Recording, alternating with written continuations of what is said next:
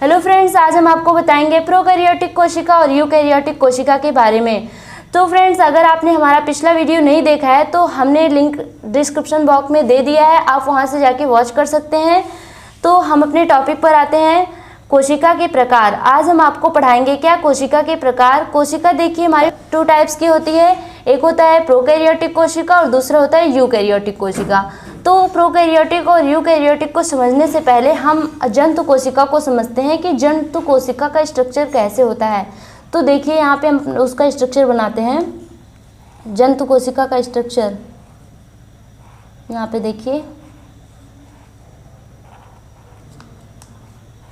कुछ इस प्रकार का होता है।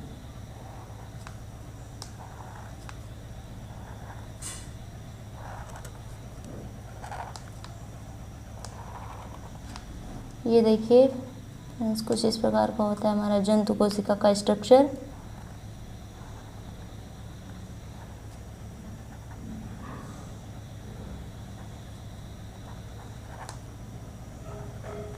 ये देखिए यहाँ पे है, ये इस प्रकार से जो स्ट्रक्चर बन रही है।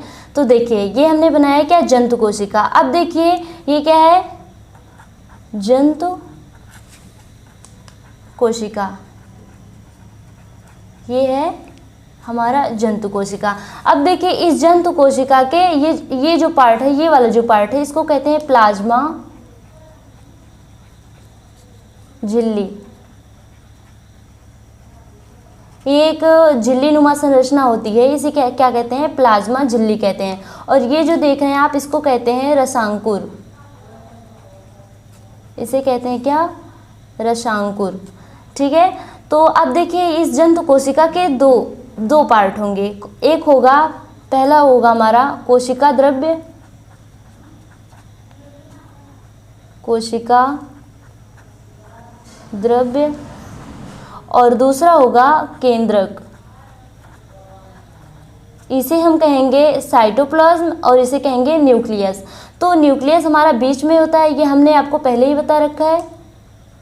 ये हमारा हो गया न्यूक्लियस। इसमें जो है धागी नुमा ये संरचना होती है, ये होता है गुणसूत्र होता है, ऐसे आपस में लिपटे हुए होते हैं। ये क्या है, गुणसूत्र। और इसी गुणसूत्र का डीएनए बनता है जो कि आनुवंशिक पदार्थ है। तो अब देखते हैं कोशिका द्रव्य क्या है। अब ये जो पार्ट बचा है हमारा, ये जो पार्ट बचा है, इसे हम कहते हैं क्या, ये हमारा है साइटोप्लाज्म। इसे क्या कहते हैं, कोशिका द्रव्य, कोशिका द्रव्य। तो हमने क्या देखा कि देखिए जंतु कोशिका है, इसमें ये रसांकुर है, ये क्या है, प्लाज्मा झिल्ली है, ये केंद्रक में क्या पाया जाता है, गुणसूत्र पाया जाता है, और ये पार्ट क्या है, कोशिका द्रव्य है। और इसी कोशिका द्रव्य हमें हमारे सारे जो सेल ऑर्गन होते हैं वो सारे प्रेजेंट होते हैं। जैसे हो गया हमारा माइटोकॉन्ड्रिया। माइटोकॉन्ड्रिया का स्ट्रक्चर कुछ इस प्रकार से होता है। देखिए ये है हमारा क्या, माइटोकॉन्ड्रिया, माइटोकॉन्ड्रिया। इसे हम क्या कहते हैं, पावर हाउस कहते हैं। ये ऊर्जा गृह होता है, ये ऊर्जा का सबसे ज़्यादा इम्पॉर्टेंट है, ये हमें ऊर्जा देता है। अगर हम कार्बोहाइड्रेट खाते हैं तो ये हमें ऊर्जा देता है। कार्बोहाइड्रेट का हम पाचन करते हैं तो हमारे शरीर में अब्जॉर्ब होता है और ये हमको ऊर्जा देता है। इसीलिए हम इसे क्या कहते हैं, पावर हाउस। इसे हम कहते हैं पावर हाउस। अब ये जरा गुणसूत्र हो गया, रसांकुर हो गया। अब देखिए इसी में राइबोसोम भी होते हैं, इसी में एंडोप्लाज्मिक रेटिकुलम भी होगा, इसी में सारे सेल ऑर्गन उपस्थित होते हैं। अब देखिए हम समझने, ये हमने बनाया क्यों, इसमें जो सेल ऑर्गन होते हैं इन्हीं के प्रकार से हम अपना प्रोकैरियोटिक और यूकैरियोटिक को डिफ्रेंशिएट करेंगे। तो हमने देखा क्या, कोशिका के प्रकार ये 2 प्रकार के होते हैं, एक होता है प्रोकैरियोटिक और दूसरा होता है यूकैरियोटिक। अब देखिए प्रोकैरियोटिक का मतलब समझिए, यहाँ पर प्रोकैरियोटिक, यहाँ पर देखिए क्या है, प्रोकैरियोटिक 2 शब्द से मिलकर बना है। पहला है क्या, प्रो, और दूसरा है क्या, कैरियो। कैरियोटिक है, यहाँ पे हमने कैरियो लिखा है। तो प्रो का मतलब होता है ओल्ड, ओल्ड का मतलब होता है क्या, पुराना। और यहाँ पे देखिए कैरियो का क्या मतलब है, कैरियो का मतलब है सेल, मतलब कि बहुत ही पुरानी सेल है ये प्रोकैरियोटिक। जो प्रोकैरियोटिक कोशिका है ये बहुत ही पुरानी सेल है। और हम देखते हैं इसके कुछ पॉइंट्स हैं। देखिए इनमें केंद्रक नहीं होता, अब जब इतनी पुरानी सेल है तो इसमें केंद्रक भी विकसित नहीं होता। और देखिए जंतु कोशिका जो कि यूकैरियोटिक है, इसमें जो केंद्रक होता है वो विकसित होता है। और देखिए दूसरा पॉइंट है इसमें प्लाज्मिड होता है। तो प्लाज्मिड का मतलब क्या हुआ, देखिए हमारा जो डीएनए होता है, डीएनए इस धागे नुमा संरचना होती है डीएनए की, ये क्या है हमारा डीएनए। और यही डीएनए जब वृत्ताकार रूप ले लेता है, ऐसे वृत्ताकार बन जाएगा, वृत्ताकार, तो ये इसको हम क्या कहेंगे, प्लाज्मिड। प्लाज्मिड, इसे क्या कहेंगे, प्लाज्मिड। देखिए पहला पॉइंट क्या था, इसमें केंद्रक नहीं होता और इसमें प्लाज्मिड होता है, इसमें प्लाज्मिड पाया जाता है। ये नहीं कि इसमें धागे नुमा डीएनए नहीं होता, इसमें वृत्ताकार डीएनए होता है। तो तीसरा पॉइंट देखते हैं क्या, इसमें कोशिका भित्ति नहीं पाई जाती, इसमें जो सेल वॉल होगा, सेल वॉल ये नहीं पाया जाएगा। चौथा पॉइंट देखते हैं क्या है, माइटोकॉन्ड्रिया, क्लोरोप्लास्ट, गोल्गी का ये अनुपस्थित होते हैं, मतलब नहीं पाए जाते हैं। ये प्रोकैरियोटिक सेल है, बहुत ही पुराना है, इसलिए इसमें cell organ, mitochondria, chloroplast, Golgi का ये सब नहीं पाए जाते हैं। और देखिए इसमें पांचवा पॉइंट क्या है, इसमें 70S प्रकार का राइबोसोम पाया जाता है। 70S प्रकार का ये जो यस लिखा है, इसका मतलब होता है अवसादन गुणांक, इसका मतलब होता है अवसादन गुणांक।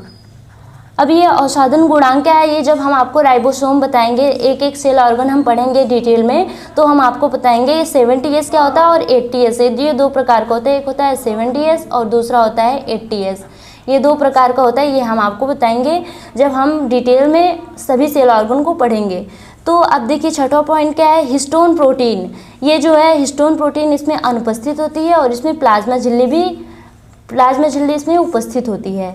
इसमें कोशिका भित्ति नहीं पाई जाती है, बट ये प्लाज्मा झिल्ली पाई जाती है। ओके फ्रेंड्स, तो हम आते हैं यूकैरियोटिक सेल पर। अब देखिए यूकैरियोटिक सेल में क्या है, ये जो हमने स्ट्रक्चर बनाया है ये यूकैरियोटिक सेल है।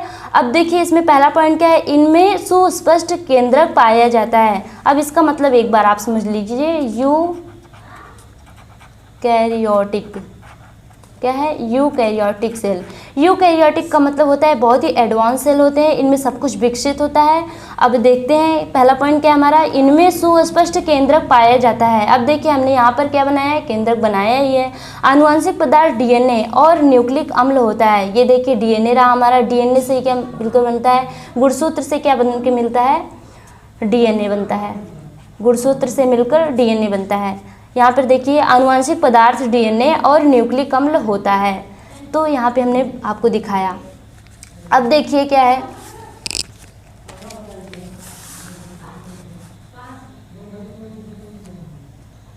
अब देखिए यहाँ पे तीसरा पॉइंट क्या है, आनुवंशिक पदार्थ केंद्रक झिल्ली द्वारा और कोशिका द्रव्य से अलग रहता है। हमने बनाया था यहाँ पर केंद्रक, यहाँ पे मान लो ये केंद्रक है। केंद्रक में क्या था, यहाँ पर डीएनए था, डीएनए बना था, मतलब ये गुणसूत्र था, गुणसूत्र से ही मिलकर हमारा डीएनए बनता है। तो ये हमारा गुणसूत्र था। ये देखिए इसके ऊपर एक भित्ति पाई जाएगी, इसको हम क्या कहते हैं, भित्ति नहीं, यहाँ पे मेम्ब्रेन होती है, ये इसे कहते हैं केंद्रक झिल्ली। इसे क्या कहते हैं, केंद्रक झिल्ली, न्यूक्लियस मेम्ब्रेन।